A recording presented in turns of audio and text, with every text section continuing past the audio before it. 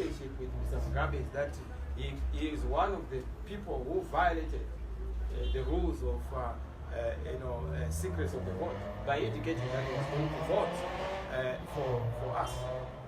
We are not in the business, as I have always indicated, of choosing supporters or voters.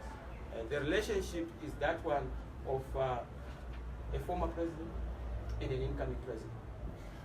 That is the relationship. Beyond that, we have no relationship. I'm also sure what you are referring to when you say you have had formal contacts, you have been in touch more often than not. I'm sure if you look at it, I've not been able to even have a contact. I had said I'm going to visit Mr. Mugabe as and when the opportunity arises. I've not had the opportunity to be able to visit him. I'm told he's not around or he's not well, and that's it. So why is your relationship justified, but a relationship with the Indian is not?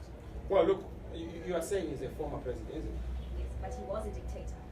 Well, you are obviously telling me that he was a dictator, which we all know, and I don't know why you would want me to then lump Museveni, who is a current and saving president.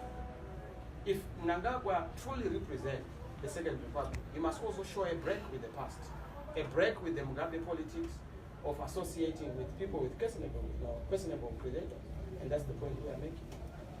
But I'm actually surprised that you are trying to insinuate the fact that I have a relationship with Mr. Mugabe. Far from it.